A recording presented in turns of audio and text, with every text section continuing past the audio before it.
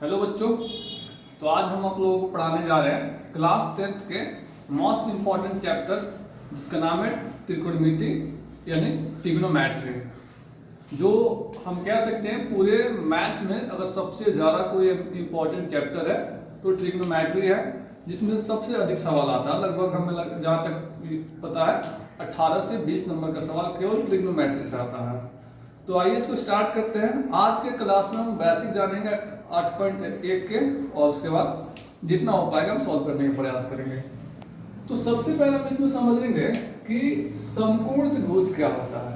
समकोण त्रिभुज किसे कहते हैं? तो वह त्रिभुज जिसका कोई भी एक कोण 90 डिग्री का हो, अर्थात 90 अंश का हो, उसे हम लोग समकोण त्रिभुज कहते हैं। जैसे आप देख सकते हैं कि एक ऐसा त्रिभुज है जो कि समकोण है, यानी यहाँ पे ये वाला जो कोण है ना वो 90 का है, ठीक है। तो ऐसा त्रिभुज जिसका कोई भी एक कोण 90 डिग्री का हो उसे समकोण त्रिभुज कहते हैं।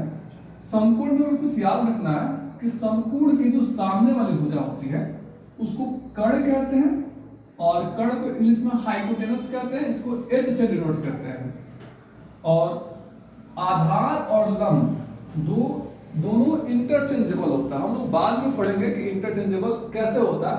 फिलहाल हम इसको आधार मान रहे हैं, और आधार को इंग्लिश में बेस कहते हैं, और लंब इसको कह रहे हैं, इसको परपेंडिकुलर कहते हैं, इसलिए यहाँ पे पी से डिनोट कर रहे हैं, ठीक है। अब हम इसमें प्रमेय पढ़ेंगे जिसका नाम है पाइथागोरस प्रमेय।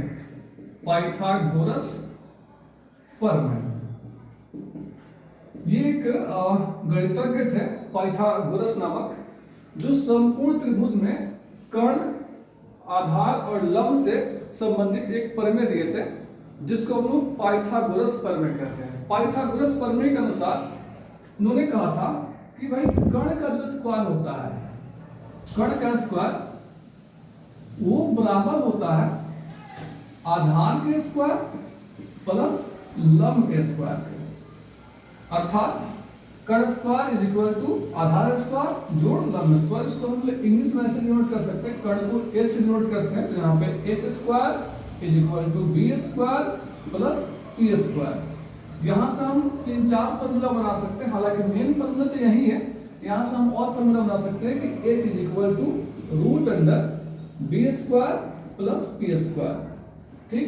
अगर हमें b का मान निकालना हो, b का मान निकालना तो वो हो जाएगा, अगर यहाँ से आप सॉल्व करेंगे तो हो जाएगा h square minus p square. अगर p का मान निकालना हो root under h square minus b square, ठीक। ये ऐसे फॉर्मूला है जो अध्याय में हमें बार बार यूज करने को मिलेगा, तो ये हमें याद करना है, ठीक। उसके अलावा अब हम बात करें थोड़ा सा 8.1 में जो फॉर्मूला यूज होने वाला उसके बारे में, ठीक है। तो ये हमें याद करना चाहिए। इसके लिए आप लोग इसको नोट कर सकते हैं और याद करेंगे। फिर इसमें जो और भी फॉर्मूला जो है उसको हम लोग पढ़ने का प्रयास करते हैं। तो देखिएगा, इसमें कुछ त्रिकोणमितीय अनुपात है, जैसे कि साइन थीटा का फॉर्मूला क्या होता है, ठीक। फिर कॉस थीटा का फॉर्मूला क्या होता है, फिर tan थीटा का फॉर्मूला क्या होता है, ठीक। तो साइन का फॉर्मूला होता है p/h, कॉस का होता है b/h, और tan का होता है p/b। ये इसका फॉर्मूला है। ये आप लोग सोचते हैं सर ऐसे क्यों लिख रहा है, कुछ इसमें हल्का सा ट्रिक उसको समझाने के लिए ऐसा लिख रहा है। फिर इसमें एक और होता है कॉसेक का। तो कॉसेक का फॉर्मूला होता है h/p, यानी इसको हम ऐसे लिख देंगे h/p, उल्टा पढ़ेंगे, कॉसेक का h/p।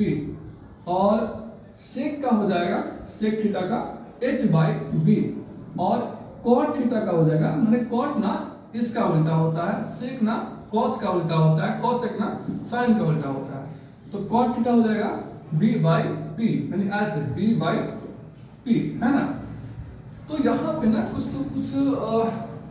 ट्रिक्स बताते हैं ऐसे कि अगर आपको ये फॉर्मूला नहीं लर्न हो रहा तो आप इसको ऐसे याद कर सकते हैं कि पंडित बद्री प्रसाद हर हर भोले, ऐसा लिख करके, और ये sine cos tan cosec sec cot लिख देंगे तो आपको ऐसे याद रहेगा।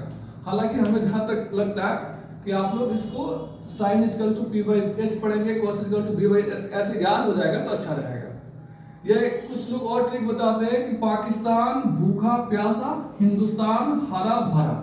ठीक, तो ये मुख्य रूप से यहां से अगर देखें तो साइन का फॉर्मूला हो जाएगा साइन थीटा इक्वल टू हो जाएगा पी बाई एच, तो इसी के उल्टा होता है कोसेक, कोसेक का क्या हो जाएगा कोसेक थीटा इक्वल टू हो जाएगा इसका उल्टा B sorry H by P. हम बात करें कॉस थीटा का तो कॉस थीटा हो जाएगा बी बाई एच, और इसका सेक थीटा इसका उल्टा होता तो हो जाएगा एच बाई बी। हम बात करें टैन थीटा का तो टैन थीटा का हो जाएगा पी बाई बी, और अब बात करें कॉट थीटा का तो कॉट थीटा का हो जाएगा B by P, B by P. तो ये हमें फॉर्मूला एकदम अच्छा से आना चाहिए। ठीक, तो यहाँ पे ठीक, यहाँ पे थोड़ा स्टॉप कीजिए। तो अब हम लोग सीखते हैं जैसे कि साइन, हम लोग अभी पढ़ेंगे साइन थीटा कोसेक का उल्टा होता है, तो हम लोग ऐसे कर सकते हैं sine theta is equal to 1 by cosec theta. इसको हम ऐसे कर सकते हैं sine theta into cosec theta equal to 1।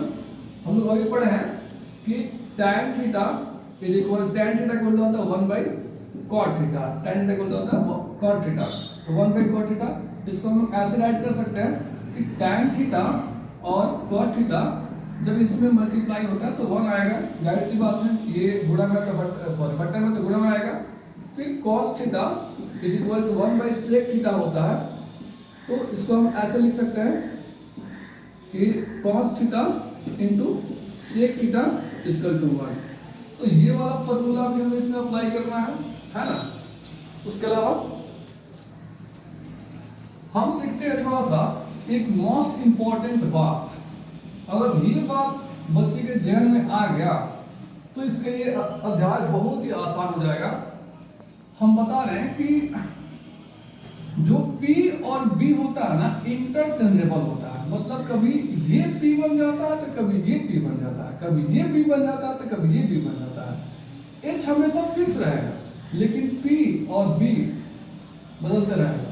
जैसे हम बात करें कि साइन थीटा, साइन अगर हम यहाँ पे C कहें साइन C इक्वल टू होता है P बाई H होता है ना, तो C के सापेक्ष P क्या है, C के सापेक्ष P क्या है, तो जो यहाँ पर रहेगा ना उसके सामने वाला P होता है, यानी साइन C कह रहा है ना तो P ये वाला बनेगा, यानी हो जाएगा AB, यहाँ पर लिख सकते हैं AB बटा H हमेशा ही आएगा S, लेकिन यहीं पे साइन C ना कहे साइन A कह दे तो साइन A, तो साइन A का सापेक्ष यहाँ कौन बन रहा है साइन A, थीटा ये हो रहा है, तो अब P ये बनेगा भाई साहब, ठीक है, P ये बनेगा। इसलिए हम शुरू में ही कहते हैं कि P और B इंटरचेंजेबल होता है, तो A साइन A यहाँ पर तो P ये बनेगा, तो यहाँ पे फॉर्मूला तो P बाई H ही होगा, लेकिन P A के सापेक्ष P कौन होगा, तो A के सापेक्ष P हो जाएगा BC और B कौन हो जाएगा तो AB, है ना। तो कहने का मतलब कि जो यहाँ पर आएगा उसके सापेक्ष हम P और B को डिसाइड करेंगे। यहाँ पे C है तो C के सापेक्ष P ये हो जाएगा, यहाँ पे A है तो A के सापेक्ष P ये हो जाएगा, और जो बच गया वो B, और ये हमेशा H रहता है, ठीक है। जैसे हम एक और एग्जांपल दें, क्या है कि tan A, तो tan का फॉर्मूला तो P बाई B होता है, लेकिन यहाँ पे A के सापेक्ष P है क्या, tan A के सापेक्ष P क्या है, तो P ये है, tan A तो A यहाँ पे है, इसके सापेक्ष P ये होगा, तो हो जाएगा BC बटा B हो जाएगा AB। वैसे हम कहते हैं कि cos C, तो cos का फॉर्मूला होता है B बाई H, लेकिन C का सापेक्ष B कौन है, तो C के सापेक्ष P ये होगा, इसके सामने वाला P होगा, जो जहां पे जो करेंगे C तो C के सामने वाला P होगा, तो ये B हो जाएगा, तो B क्या है BC बटा H क्या है AC। तो ये जिनको समझ में आ गया कि भाई P और B इंटरचेंजेबल होता है, उनके लिए मैथ और खास करके अध्याय 8 पॉइंट बिल्कुल आसान हो जाएगा, ठीक। तो इस अध्याय में यही सब मेन फॉर्मूला था, इतना जानने के बाद हम इस योग्य हो चुके हैं कि हम अध्याय या 8.1 कर सकते हैं। ठीक, तो हम अब 8.1 करने का प्रयास करते हैं। स्टॉप लीजिए। यहाँ पे थोड़ा सा मिस्टेक होता, sine A equal to P by H होगा, तो ए के सापेक्ष पी तो ये सही है बी सी, लेकिन एच के हिसाब से ना एच यहाँ पे हमेशा ए सी रहेगा। ये थोड़ा सा मिस्टेक हुआ था, इसको आप लोग सुधार कर लेंगे, सॉरी फॉर डैट। और हम अब अध्याय स्टार्ट करते हैं, है ना। तो देखिएगा इसमें पहला क्वेश्चन क्या रहा है, आप लोग थोड़ा सा ध्यान से प्रश्न को सुनेंगे। पहला क्वेश्चन कह रहा है कि त्रिभुज एबीसी में जिसका कोण 20 समकोण है, त्रिभुज एबीसी में जिसका कोण 20 समकोण है। देखिएगा एबीसी त्रिभुज क्या रहा, त्रिभुज एबीसी में ए बी सी, एबीसी में जिसका कोण 20 समकोण है भी 20 समकोण यहाँ पे दिख भी रहा। एबी का मान दिया 24, एबी का मान दिया 24, और फिर कह रहा है बीसी का मान दिया 7, बीसी का मान दिया 7, और कह रहा है कि निम्नलिखित का मान ज्ञात कीजिए, है ना। यहाँ पे दिया है एक नंबर में साइन ए, फिर दिया है कॉस ए, इसका मान निकालना है। 2 नंबर में कह रहा है कि भाई साइन सी, और फिर कह रहा है कि कॉस सी भी निकालिए आप, कॉस सी। ठीक, तो आइए इसको फाइंड करने का प्रयास करते हैं। तो जैसे ही आप सोचेंगे साइन ए निकालें, साइन ए, तो ए के सापेक्ष पी तो ये होगा, ठीक है, लेकिन साइन का कोण होता है पी बाई एच, लेकिन इस त्रिभुज में हमें एच नहीं दिया, तो सबसे पहले पाइथागोरस के हेल्प से हम इस निकालने का प्रयास करेंगे, है ना। तो लिखेंगे पाइथागोरस प्रमेय से, पाइथागोरस प्रमेय से एच इक्वल टू होता है root under P square plus B square, ये इधर उधर हो सकता है, कोई दिक्कत नहीं उसके लिए, है ना। अब देखिए यहाँ पे P का मान देखिए, P का मान 24 है और B का मान 7 है, तो हो जाएगा 24 का स्क्वायर होता है 576 और 7 का स्क्वायर होता है 49। इसको हम सॉल्व करें तो 6 9 15 के पास हाथ में 1, 4 7 11 11 1 12 अब 5 1 6, 6 से 25 का वर्गमूल होता है भाई 25, यानी कि इस h का मान कितना आ गया, h यानी किसको कह रहे हैं, h यानी कैसे कह रहे हैं ना, h है, तो ये हो गया 25। अब जो कह रहा है आप निकालने के लिए योग्य हो चुके हैं। सबसे पहले कह रहा है साइन a, तो अब साइन a इसका अर्थ होता है p बाई h, तो a के सापेक्ष में p क्या है, a के सापेक्ष में p ये वाला है, तो p हो जाएगा bc और s तो हमेशा यही रहेगा ac, तो BC का मान हमारा है 7 और AC का मान हमारा है 25, ये हो गया एक आंसर। दूसरा कह रहा है cos A, तो cos A का फॉर्मूला होता है B बाई H, तो A के सापेक्ष B क्या है, A के सापेक्ष P ये है, तो B ये ना होगा, हो जाएगा AB और S का मान तो AC रहेगा, तो हो जाएगा AB का मान कितना, तो AB का मान हमारा 24 है और AC का मान कितना 25 है। ये हो गया पहला का आंसर, ये पहला नंबर का बन गया दोनों। अब दूसरा का देखिएगा, कह रहा साइन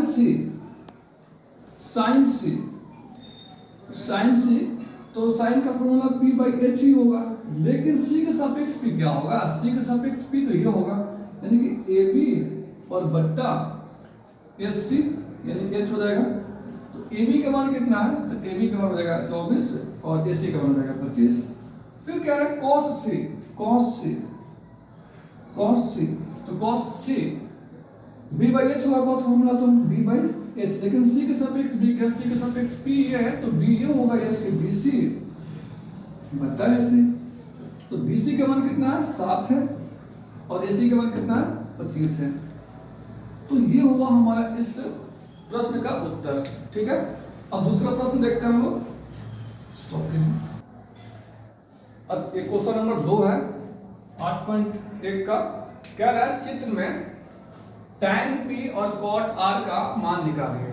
तो tan का फॉर्मूला होता है p बाई v, हमें b नहीं पता, हमें पहले b निकालना होगा, है ना। तो पाइथागोरस हम अप्लाई करते हैं, पाइथागोरस